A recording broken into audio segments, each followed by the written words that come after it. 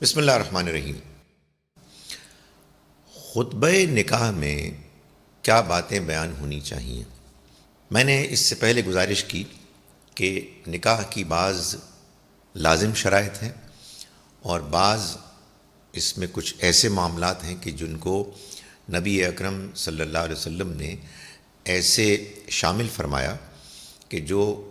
اس کے لیے مطلوب ہیں۔ ایک بہتر نکاح کا طریقہ مسلمانوں کے ہاں یہی ہونا چاہیے کہ جس میں یہ چیز شامل ہے کہ اس موقع پر ایک خطبہ پڑھا جائے اور اس کے بعد نکاح کے فیصلے کے اعلان کے بعد دعا کی جائے۔ خطبے میں جو باتیں بیان کی جاتی ہیں وہ در حقیقت قرآن مجید کی چند آیات ہیں۔ ان آیات کو جب ہم سامنے رکھتے ہیں تو یہ محسوس ہوتا ہے کہ ان میں جن آیات کا انتخاب کیا گیا ہے بار بار اللہ کا تقوی اختیار کرنے کی تلقین کی گئی ہے۔ یہ اس لیے کیا گیا ہے کہ اللہ کا تقوی اختیار کرنے کا مفہوم یہ ہے کہ انسان اللہ کو حاضر و ناظر جانے اور اپنے معاملات کو اخلاقی دینی حدود کے اندر رکھے، اگرچہ کہ بعض اوقات اس کے اندر بعض منفی رجحانات بھی پیدا ہو رہے ہوں، ان حدود کو توڑنے کی طرف میلان پیدا ہو رہا ہو۔ انسان ہے، انسان کے اندر بعض اوقات غصہ جذبات پیدا ہو جاتے ہیں، بعض اوقات وہ لالچ میں آ جاتا ہے، بعض اوقات وہ غلط فیصلہ کرنے کی طرف مائل ہو جاتا ہے۔ لیکن اگر انسان کے اندر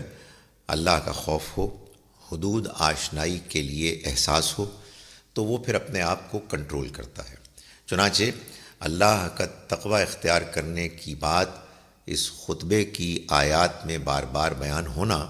یہ اس موقع کی مناسبت سے انتہائی موزوں ہے۔ اسی طرح سے ان آیات میں کہ جو بالعموم سورہ آل عمران کی ایک آیت ہے، سورہ نساء کی پہلی آیت ہے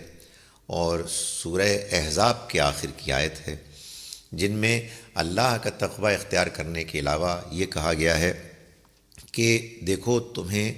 موت نہ آئے مگر اس حالت میں کہ تم فرما بردار ہو، یعنی اپنے آپ کو ہر حال میں اللہ کی حدود میں رکھو۔ ایک نیا گھر بنانے چلے ہو، اس میں تمہیں چاہیے کہ تم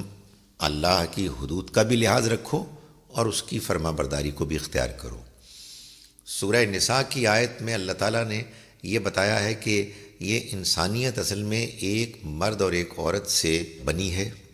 وہاں سے ان کا آغاز ہوا ہے اور پھر اللہ نے بڑی تعداد میں مردوں اور عورتوں کو پھیلا دیا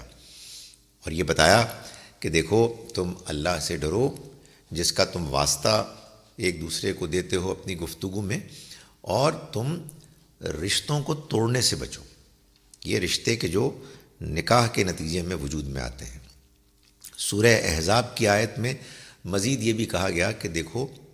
سیدھی بات کیا کرو، اس سے تمہارے اعمال اور ان کے نتائج درست ہو جائیں گے